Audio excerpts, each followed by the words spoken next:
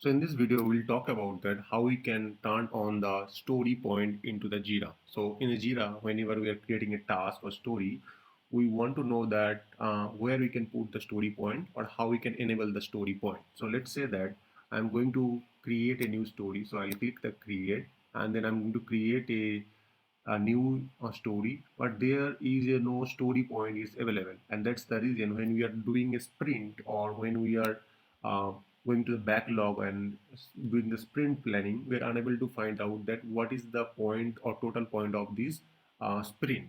So that's the reason we are going to discuss about that how we can enable the story point.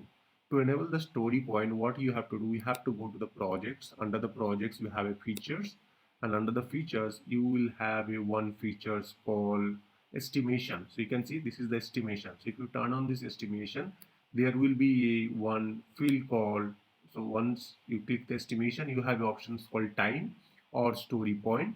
So you can select the time or story point, anything. So let's say that you select the time, so that here you can put the time, like how many hours it will take, like say 4 hours, 6 hours, 8 hours for completing a story.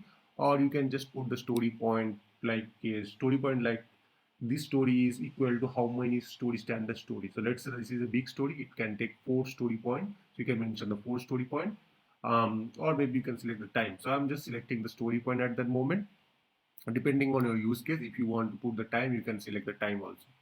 Now once you select or once you enable the estimation, go back to that our projects, and then if I am trying to create a story, and if you scroll down here, you can put the story point. So you can see you can create or you can put the story point. Let's say that 5 story point, 7 story point, 9 story point, right? I'll go back here and then under this here, if I go to this backlog,